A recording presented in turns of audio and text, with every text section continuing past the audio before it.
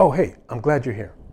Listen, there's something very, very important that I want you to always remember anytime you're playing over a 2-5-1 chord progression. And that's whenever.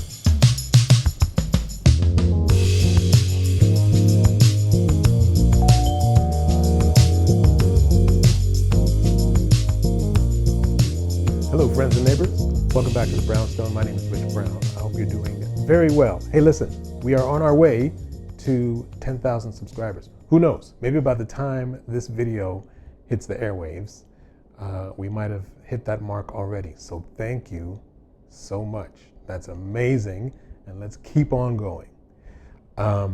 Today, I wanted to talk about the essential key that I want you to always remember whenever you're playing over a 2-5-1 chord progression. And it's a very simple idea. Listen, the fact that we have these chord changes that are diatonic that we tend to play over, it's very easy to lose the forest for the trees. But the thing to remember is that diatonic basically means of the key. It's related to the key. And if it's related to the key, then that means that the scale of that key is going to work over all of those chords. So if we're playing over a 2-5-1 chord progression in C major, the C major scale is going to work for the entire progression.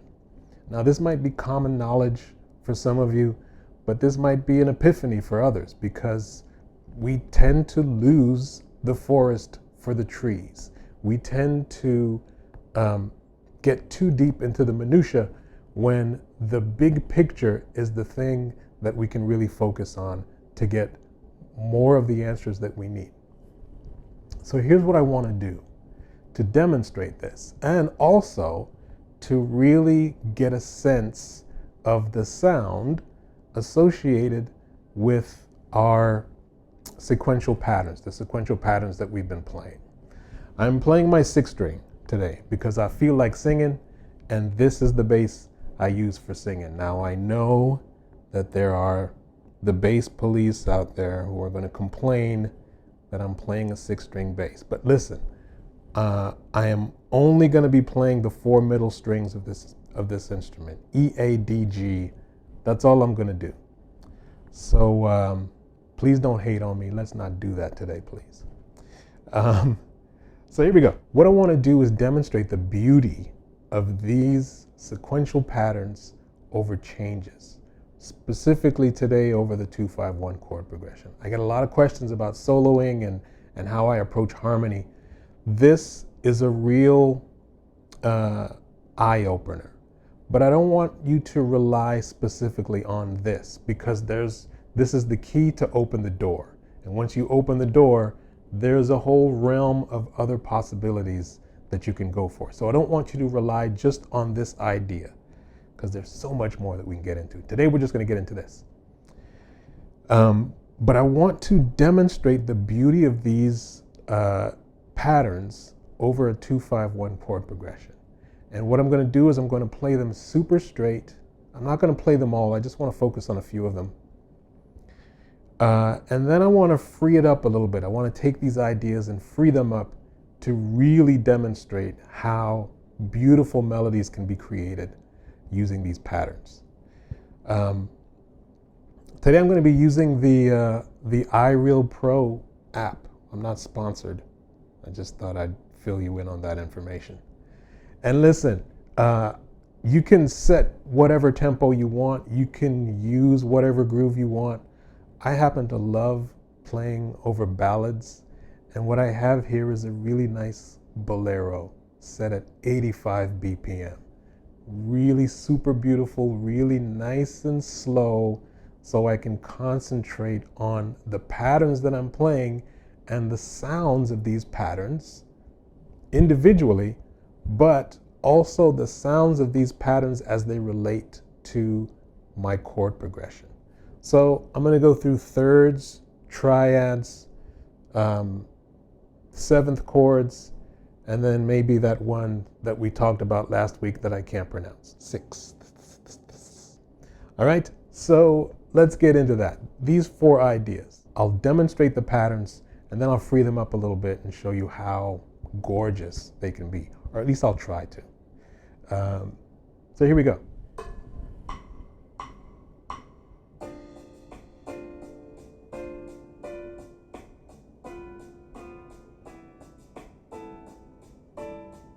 That's it. D minor 7 to G7 to C major 7 for 2 bars.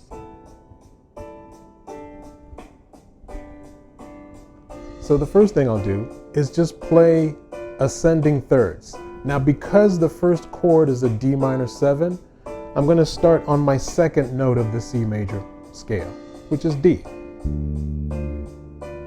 Right?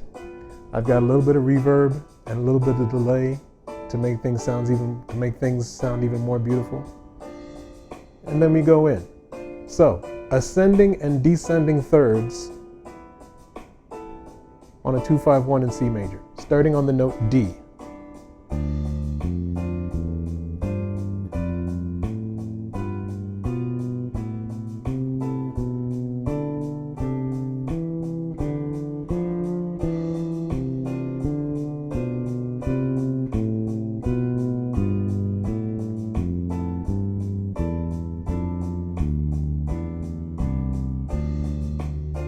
Huh? How beautiful is that? So that was ascending and descending. Now I'll play the alternating pattern. Alternating thirds starting on D.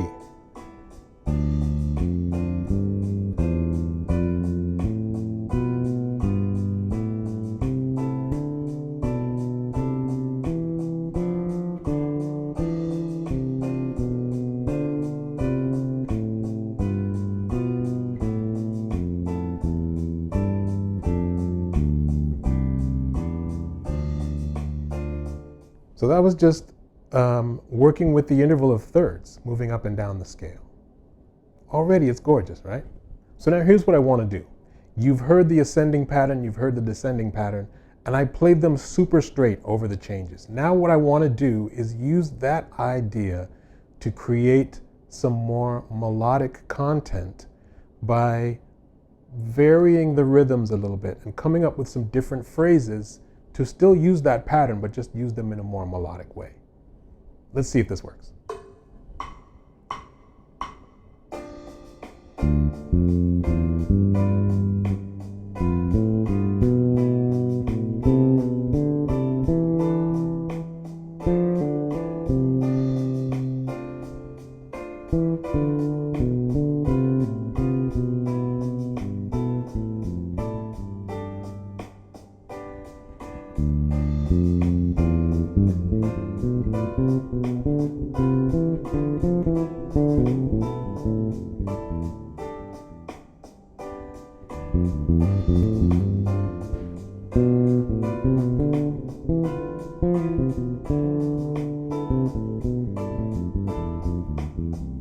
Beautiful, right?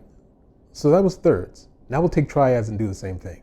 Ascending, descending, and alternating, starting from the second note of the C major scale, the D, because we're working with a 2-5-1 chord progression in C major, and D minor is our first chord. All right? Let's hear what that sounds like.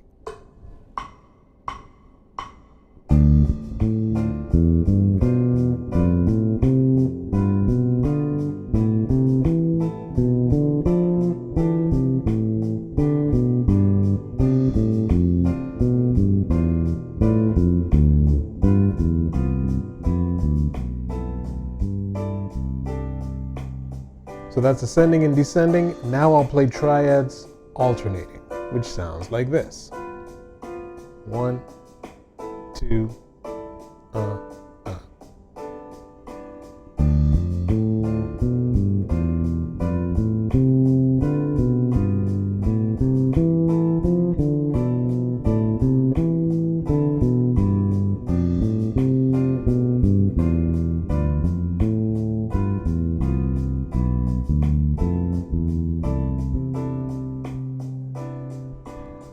So those are the triads, ascending and descending and alternating. So now we can use those 3 ideas to see if we can come up with some more melodic phrases.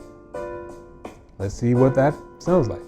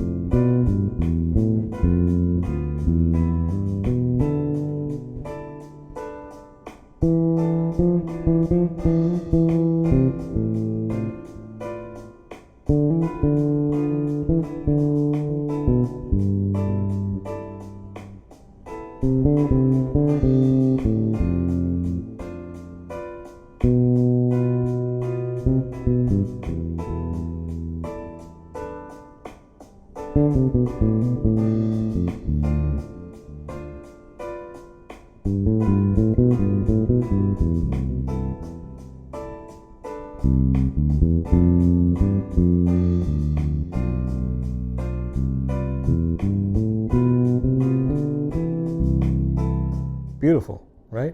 Okay, that was triads. The next thing we're going to do is work with seventh chords. Again, all I'm doing is I'm playing these patterns starting on the second note of the C major scale. So in this next example, I'm playing seventh chord, which basically has me starting from the 2 and playing 2, 4, 6,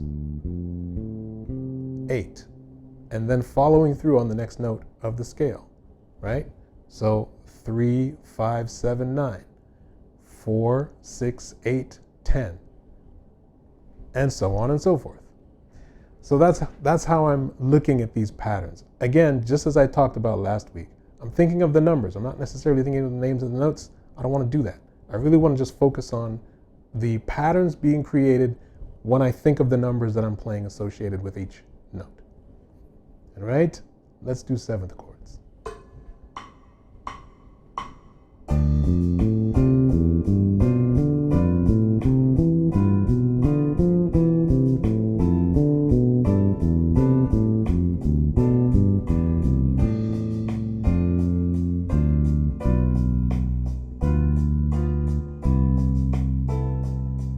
Ascending and descending, now alternating.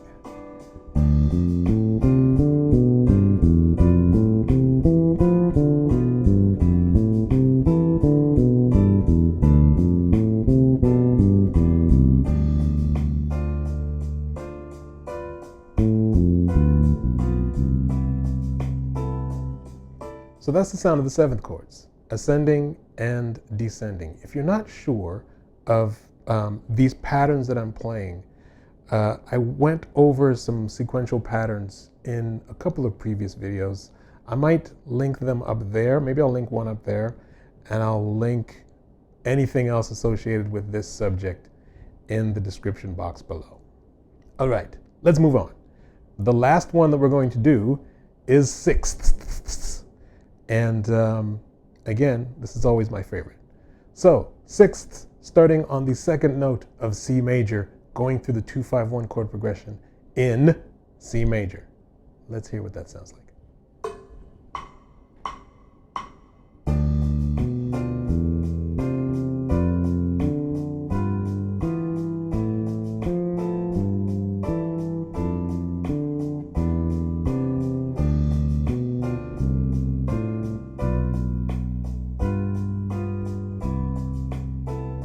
So that's ascending and descending, now alternating.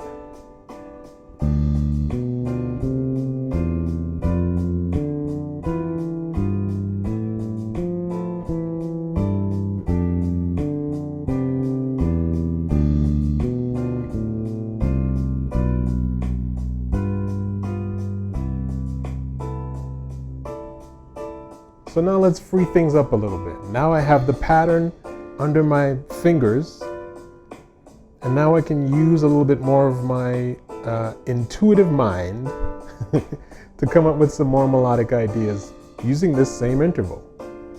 It's a beautiful interval. It's my favorite. And let me try and show you why. Here we go.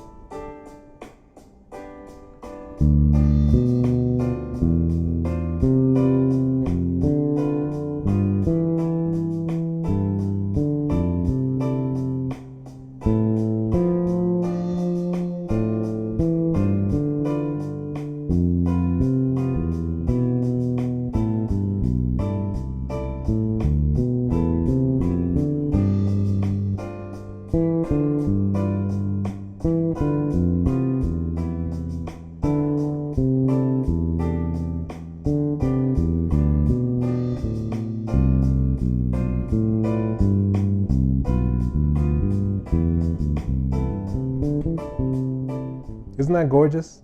We're only scratching the surface here.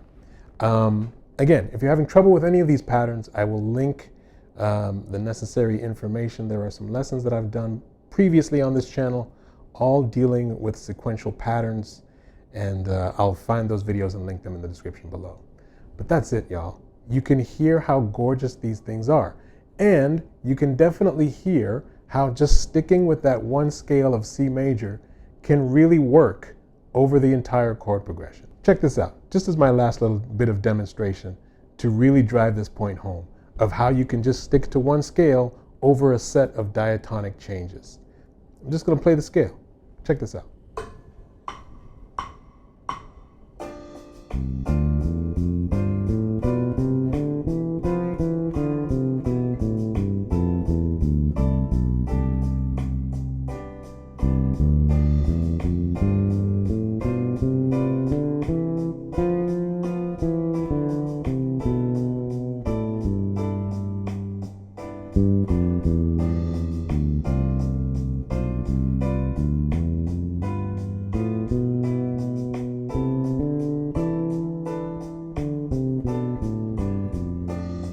There's so much more to get into, and you can really begin to hear the more you play these patterns, the more you'll be able to manipulate them a little bit and maybe change a few notes here and there to really bring your melodic ideas forward. I'm going to leave it there, y'all. Listen, if you like this video, please do click like, share it with as many people as you can, and subscribe to the channel. Again, I can't believe we've hit 10,000 subscribers so quickly. Thank you so much for all of that. And if you find some value to these lessons, please do donate to the channel. The link will be in the description box below. And I will leave it there. My friends and neighbors, thank you so much for visiting me here in the Brownstone. Peace and love, and I'll see you in the next video.